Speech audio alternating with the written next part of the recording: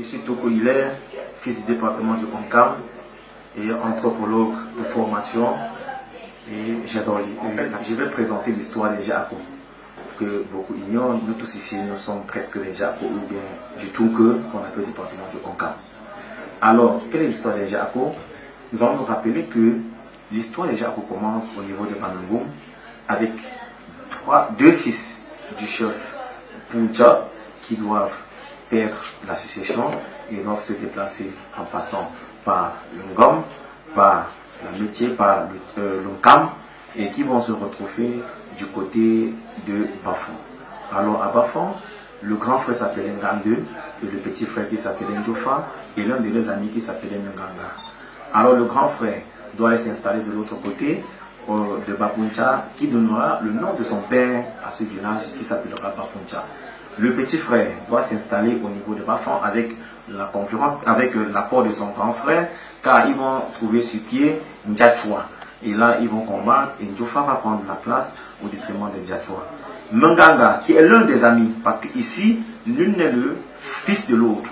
Ngande est le grand frère, Ndjofa qui va prendre la place à Bafon est le petit frère, et Manganga, qui est l'un des amis, doit traverser le Lesseur pour aller au niveau de Bapunche pour mettre Bapunche sur pied.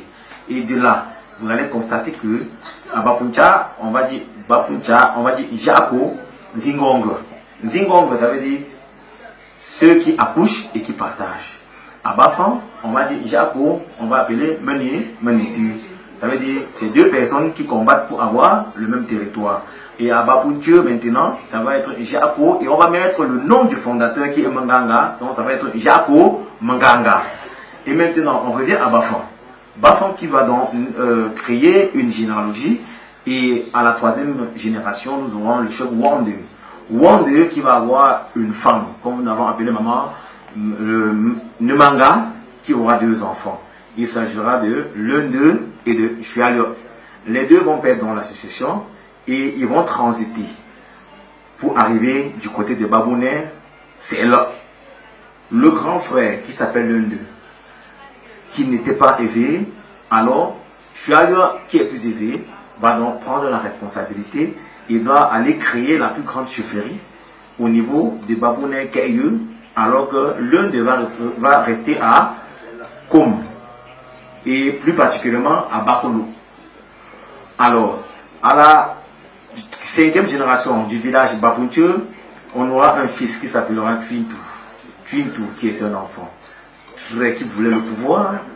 Alors, quand son père voyageait, il se passait pour le chef. Et l'un des notables va attirer l'attention de son père qui aimait tellement cet enfant. Il va dire non, mon fils ne peut pas faire ça. C'est de lors que le père va dire à son fils, alors je voyage. Le fils va, quand le père va voyager, mais un faux voyage. Il va donc porter la chair de son père, s'habiller comme son père, appeler ses frères. Et quand ils toussent, effectivement, les enfants vont faire comme le père, comme les esclaves font au père. Et c'est là où son père va sortir du champ et dire, monsieur, tu veux donc succéder avant, tu veux me succéder avant ma mort. Prends ce que tu aimerais et tu t'en vas. Il va donc aller retirer un rejeton de plantain. Aller de l'autre côté du champ, implanter. Tellement ce plantain va donner que tout le monde au village aimerait goûter ce plantain qui donne. Il va dire, c'est la banane interdite. Ça veut dire, lors de la période coloniale, quand les Allemands vont arriver au Cameroun, ils vont s'installer à Bana. Il y aura recensement dans le département du Oncam. Le vieux sage, qui était le chef Pouya, comme on disait, celui qui sort de l'eau, c'est le Mami Watan. Alors, ils avaient peur de mourir. Ils vont donc amener l'étranger et envoyer l'étranger aller voir le blanc pour mourir.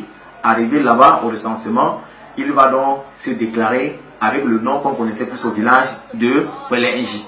Et les blancs vont écrire Nkonji. Et c'est de là maintenant, quand les blancs vont arriver à Bankonji, plus tard, pour chercher celui qui est venu faire le recensement, on va voir que c'est celui-là. Et les blancs, les Allemands vont le proclamer le chef Bankonji. Et que veut dire Ba? Ba est un diminutif qui veut dire les peuples d'eux. C'est une raison pour laquelle à Yaoundé nous aurons les votes qui veut dire comme vote Betty, les peuples de Betty, vote à Kanangba, les peuples de Datanganambala. À Douane nous aurons les Bona qui veut dire les peuples de Bonaloka ou bien les peuples de Loka.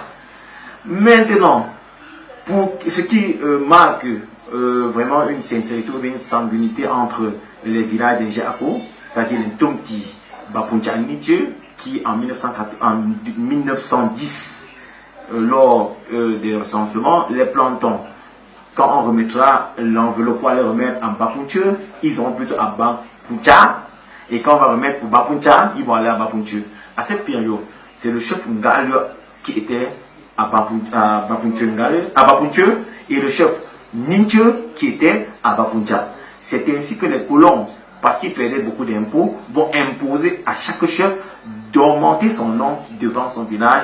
C'est la raison pour laquelle Bapunche deviendra Bapunche Ngale et à Bapuncha deviendra Bapuncha Ninche. Pourquoi est-ce que le village Babonais est un village très important et singulier dans les Jacko? Parce que Babonais est situé au centre des Jacko.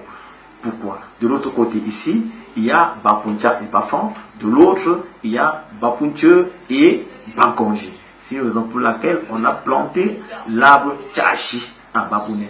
Que veut dire l'arbre Tchachi? C'est l'arbre qui interdit un lien de consanguinité ou de mariage entre les Jacko.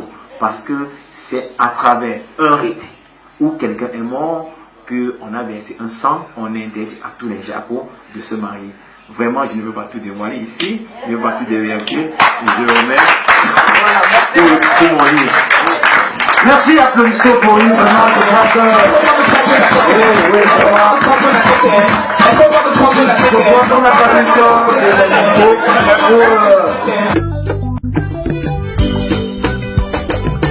de Maman, cette chanson t'est dédicacée.